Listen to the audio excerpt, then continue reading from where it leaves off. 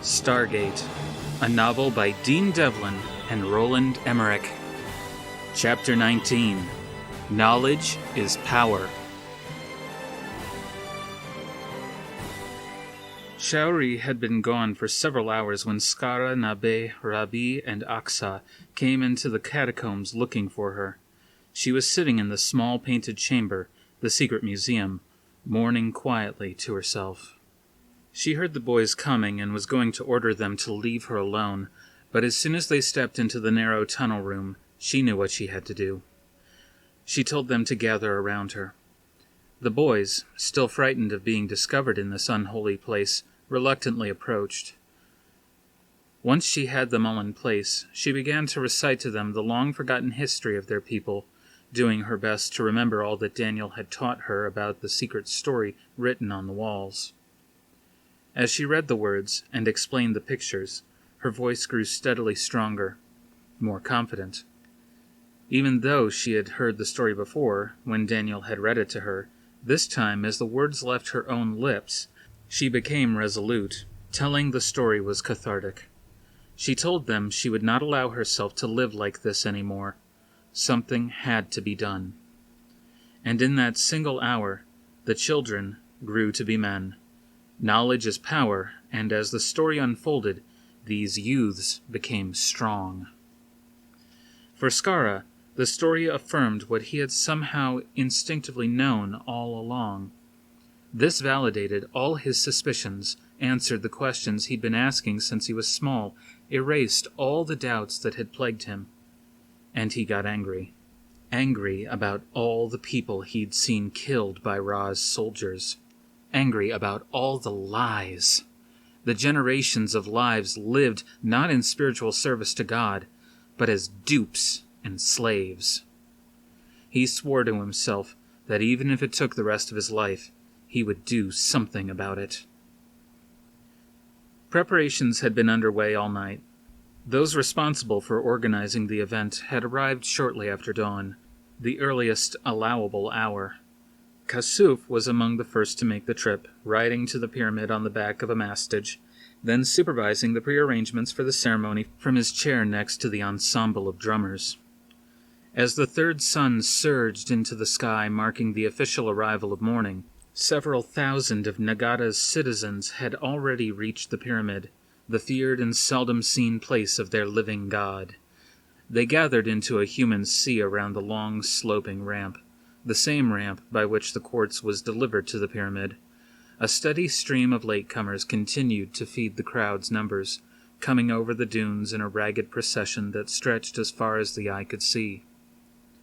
The top of the pyramid's entrance hall had been festooned with lengths of silk bunting, wide burgundy ribbons that cascaded the 40 feet to the floor of the platform, effectively screening the view into the structure. The crowd suddenly fell into a hush as a section of the fluttering fabric was pulled back. A moment later, the soldiers were forced into the bright sunlight by a pair of Ra's Horus-helmeted henchmen. Each of the warriors carried one of the long weapons, the pulse rifles. The soldiers were herded down the wide, sloping ramp, halfway to the obelisks. Only 4 members of the team were still alive: O'Neill, Kowalski, Ferretti, and Freeman. Under normal circumstances, the soldiers would have taken advantage of being led out into the open like this. They would have counterattacked and tried to escape in the time it takes to blink. But the beatings, followed by so many hours sitting upright in the watery pit, had taken most of the life out of them. Besides, there was nowhere to run, no physical space to escape into. They were surrounded on all sides by the tightly packed crowd from Nagada. They stood on the ramp looking like an assembly of zombies. O'Neill, powered by sheer meanness and single-minded determination, still had a good deal of his energy. But, in addition to the pair of armed guards standing behind him, a group of 4 or more stepped into the light and took up positions at the top of the ramp. The colonel seemed to have lost 15 pounds overnight, trading them for 15 years added to his face. One of the Horus guards stepped up behind the haggard troops and, swinging the thick end of his weapon, hit Freeman behind his already wobbly knees, buckling him to the ground. "Everybody kneel down," O'Neill shouted, leading by example. The Horus seemed almost disappointed when the entire team followed O'Neill's command. He brought his helmet close to O'Neill and stared at him oddly, more intimidating than any drill sergeant, but still not enough to scare the colonel. Like most of those in attendance, Sha'uri wore a long, colorless robe with a hood pulled low over her eyes. She slipped through the crowd until she made eye contact with Skaara and Nabe, standing on the opposite side of the ramp. Skaara, ever so casually, glanced up at the two Horuses standing guard over the soldiers. When he was sure the gods were not looking, he pantomimed a silent sneeze. He was asking with some urgency where Daniel was. Sha'uri's facial expression told Skaara not to worry, but instead her heart was in a tailspin, afraid his absence could only mean one thing. All attention suddenly shifted to a remarkable sight at the entrance. One of Ra's child attendants, a girl about 9 years old, came padding barefoot from beneath the bolts of burgundy fabric. The Nagadans had never seen anything like this little girl. In contrast to their coarse garments which covered them head to toe, the girl seemed to be practically naked. What little there was of her clothing was unimaginably fine. The colorful short skirt, and the yoke collar dripping with jewels. Her long, straight hair was pulled back into a tight, clean braid. The child made her way down the ramp, keeping her eyes glued to the floor, concentrating single-mindedly on her errand. It was her job to tell the drummers from Nagada to begin. Having come to the Pyramid Palace as a very young child, she could not remember seeing people who did not live within its confines, nor had she ever wanted to. She had been taught that the miners were filthy, disease-carrying slaves, inferior in every way to those like herself who lived beside Ra. The striking contrast between her own beauty and the worn-down look of the people in the crowd only reinforced the stereotypes she had been taught. She located the leader of the drumming ensemble and recited the order for him to begin. At the last minute, she looked into his eyes and gasped at what she saw. Not only was the man brutishly ugly by palace standards, but he was amazingly old. He must have been well into his 40s. Although she and her companions knew what it was to grow older, none of them had ever met someone older than Ra, who was eternally 20. When the palace children reached the age of 20, a select few of them were kept on as Horus guards, and the best fighters among them had the chance to become Ra's champion, Anubis. There was only one extremely difficult way to gain this valuable position: killing the current Anubis. The children who were not made into guards were taken away, but none of them knew exactly where. The girl backed away from the horrible man with the sun-withered skin. Twice before, she had seen the quartz caravans delivering their loads, but always from the great height of the spacecraft. From that angle, the miners were mere dark specks, scurrying in the sand, anonymous worker ants. In one great flash of recognition, she realized what it meant to get old. She turned and hurried back to the top of the ramp, where another dozen or so of the palace children had just come squinting into the daylight. The drums began, drowning out the sounds of the crowd, focusing everyone's attention on the entrance. What followed was a pathetic scene, a painfully obvious, self-aggrandizing religious ceremony cum political manipulation. Ra celebrating Ra. Worse, Ra coercing others to celebrate him in a ceremony as subtle as the halftime entertainment at a college football game. The Americans found the flamboyant, overly dramatic entrance disgusting. The long skeins of burgundy silk were pulled aside to reveal a beautiful throne sitting on 2 long bars. The 4 Horus guards at the top of the ramp lifted the throne and carried it into the sunlight. A moment later, the frightening jackal-headed warrior Anubis came through the doorway, clutching Daniel by the arm. The American soldiers, still on their knees 50 yards away, looked at one another in confusion. O'Neill looked like he'd seen a ghost. And, in a sense, he had. "You told us he was dead," Kowalski snarled at his superior officer, trusting him less than ever. O'Neill didn't know how to respond. Something was very wrong with this picture. He had seen Daniel's chest and stomach turned into minced meat with his own 2 eyes. No human body could suffer that kind of devastation and come out of it alive, not even close. But there was something else. If anything, Daniel now seemed stronger, more alive. His glasses were gone, but he wasn't fumbling around like a squinting worm. The idea crossed O'Neill's mind that the Daniel Jackson standing next to Anubis, the one who looked relatively relaxed and revitalized, could very well be an imposter. His suspicions were fueled by the fact that Daniel wasn't making eye contact. When he came into the open, Sha'uri fought the impulse to call out to him over the rhythm of the drums. Instead, she looked eagerly across the ramp once more to her brother and gave him a nod. At once, Skaara and Abe squeezed their way through the crowd, moving to their positions. Sha'uri was already where she was supposed to be. Anubis stepped out into the middle of the platform at the top of the ramp and stretched his powerful arms into the air, silencing the drums and the crowds. It was Kasuf's cue. Assisted by a pair of Nagada's elders, Kasuf mounted the platform not far from where the soldiers were kneeling like sacrificial heifers. The old priest was in obvious pain, his visibly bruised face telling only a small part of the internal injuries he had suffered. He had been afraid to come that day, knowing that another thrashing would end his life. But he had been more afraid still that a similar beating might be meted out to one of his people instead. The crowd waited in nearly perfect silence until Kasuf suddenly began. At the top of his lungs, he shouted the name of Ra.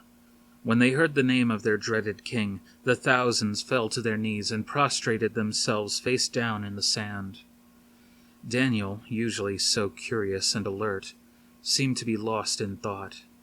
He stood looking out into the desert over the heads of the crowd until a swift kick from Anubis took his feet out from under him. All must bow before the omnipotent Ra. From memory, Kasuf sang a short liturgical paean to their king god. At the end of the song, he stood and called a question to the prostrate thousands. They shouted back their answer in one deafening voice. Rasa Adam Yamala Net. Kasuf called another question, projecting his voice as far into the desert air as he could. Again the answer came. Rasa Adam Yamala Net. Several times more his call met with this response. As if spontaneously submitting to popular demand, a brilliant gold figure emerged slowly from the deep shadows inside the pyramid. It was Ra, disguised in his golden facade. He moved slowly, fluidly into the sunlight, floating over the ground like a figure walking through a dream. At length he arrived at his throne, and as his servant children clustered themselves around him, he delicately sat down. One at a time the cheerless crowd began to stand. Everyone knew what would happen next, and although it made them angry, not a single person dared to express their feelings. Anubis left Daniel's side and went to Ra's throne, dropping to one knee. He extended his weapon in both hands, offering it to his lord with a ceremonial gesture. His head deeply bowed, Ra nodded once very broadly. Then, milking every ounce of drama the moment would yield, he extended his arm, pointing theatrically toward Daniel. Anubis bowed once more before standing up and walking back to Daniel. While this charade was transpiring, Skaara was doing everything he could to catch Daniel's attention. He couldn't simply call out. Anubis was too close, and the other Horus guards were scrutinizing the crowd carefully. Skaara coughed. He scratched his head. He pretended to sneeze. Nothing worked. There wasn't much time left. The whole time, Daniel was staring at his feet, lost in a confused tangle of thoughts. There certainly wasn't any love lost between himself and the Marines he'd come with, but he couldn't imagine killing them. And yet, that seemed like the only reasonable course of action under the circumstances. Daniel realized no matter what he did, the kneeling soldiers were as good as dead, himself included. On the other hand, he could refuse to pull the trigger, But in that case, he believed Ra would make good on his promise to kill all who had seen him. The dilemma was doubly painful because Daniel had brought it upon himself. He hadn't told the whole truth when General West had asked him whether he could bring the men back through. The digital pictures of the second Stargate sent back to Earth by the MALP unit were clear enough. There was no cartouche in the room, no reliable way of establishing the new coordinates for the trip back home. He guessed that West was going to send the team through whether or not Daniel went with them. He was willing to risk himself to satisfy his curiosity, and, as he had done so often in his life, he had failed to consider the consequences of his actions on other people. Now millions of people would have to pay dearly for his selfishness and overweening curiosity. If he did as Ra asked, he could at least spare the few here who he had contaminated by allowing them to think he was a messenger of Ra, Sha'uri being one of them.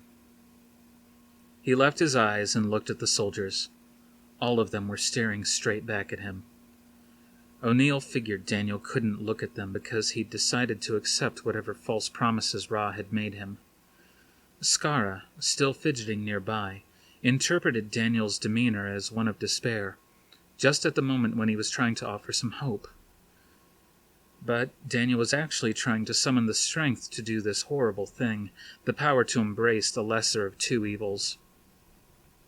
With an exaggerated gesture, large enough to be seen far back into the crowd, Anubis thrust the pulse rifle into Daniel's hands, then yanked him roughly down the ramp toward the soldiers.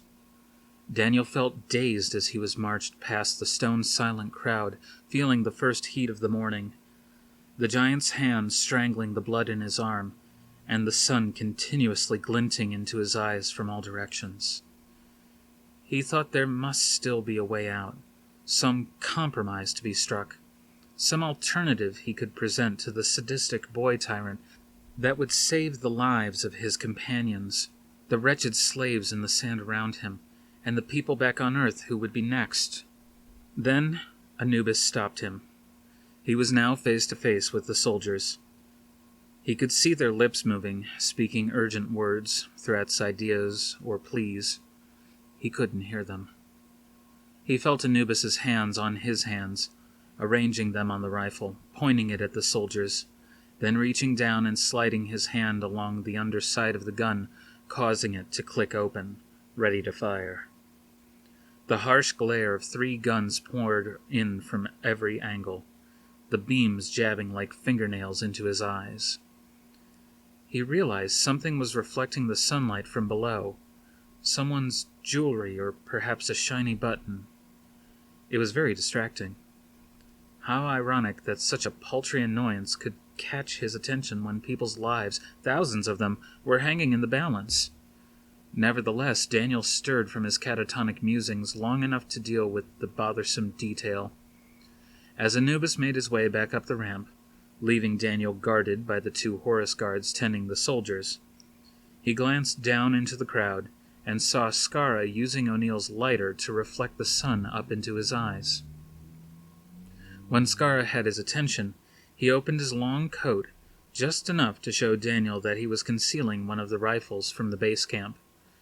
Then, with a slight tilt of his head, he directed Daniel to look on the other side of the ramp.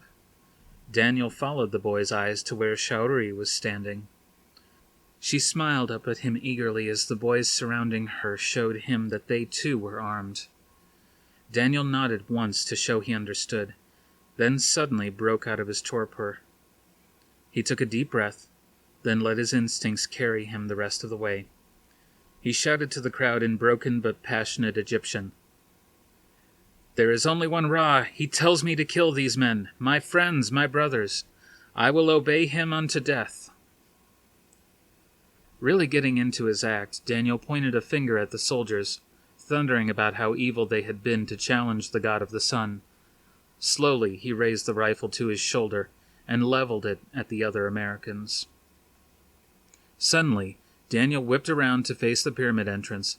He closed his eyes and squeezed the trigger. The deadly pulse of energy exploded out of his rifle, careening towards Ra's throne with a terrifying whine.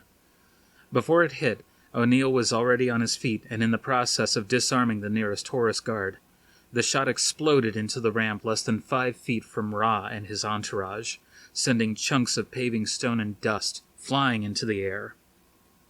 At the same time, Skaara took out his rifle, pointed at the sky, and held the trigger in the fire position. The other shepherd boys did the same thing. The result was predictable. All hell broke loose. The terrified crowd scattered in 360 directions, everyone crashing into everyone else. O'Neill snapped open the pulse rifle he had just taken from one Horus and used it to kill the other. Freeman hoisted Ferretti onto his shoulders and lugged him to the edge of the ramp, tossing him over the side before jumping himself. He never made it to the ground. While he was still in the air, Anubis fired from behind the smoke at the top of the ramp. The shot went through Freeman's head like a soft watermelon, raining pieces of him onto the screaming crowd. Daniel and O'Neill, the last ones off the ramp, saw Freeman get hit. They both turned and sprinted for the opposite embankment, leaping with reckless abandon toward the dunes below. They heard the shots whiz past them, but never realized how very close they had come. Before they were on the ground, Anubis was running toward them, glad that he would be the one to kill O'Neill. But when he came to where they had jumped, they were gone. He jogged farther down the ramp, sure of spotting them somewhere in the stampede. Anubis unsheathed a wickedly long knife and jumped down into the sand. He scanned the area for several seconds before he correctly guessed what must have happened. The moment the soldiers were on the ground, they had been wrapped in the thick hooded robes, making them impossible to distinguish from the thousands of others who were now beating a disorganized retreat into the dunes. Anubis looked into the sky and signaled the Udajit, the gliders, to come closer.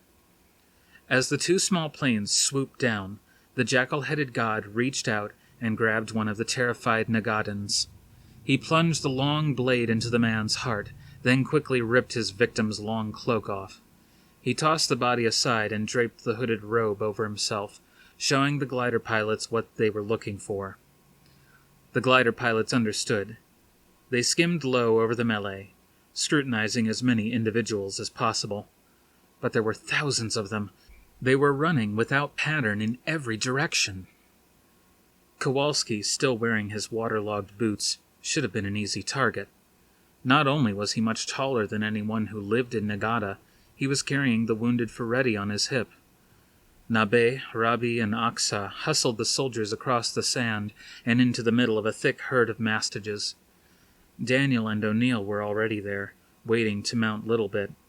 There were 12 of the animals, 2 to carry the soldiers to safety, and 10 to act as decoys if the Udajit gave chase. Rabi and Aksa helped load Ferretti into the sling saddle hanging off the side of another mastage, and as soon as everyone was aboard, Skaara reached his hand into the hypersensitive area behind Littlebit's ears. He gave her a quick scratch, then got out of the way. The dozen animals suddenly took off in all directions. The glider pilots swooped down overhead. The rear glider nearly collided with one in front as they veered to follow different mastages. By the time the 2 gliders returned to formation, the animals had dispersed in every direction. Scanning the horizon, the 2 glider pilots could not see them anywhere.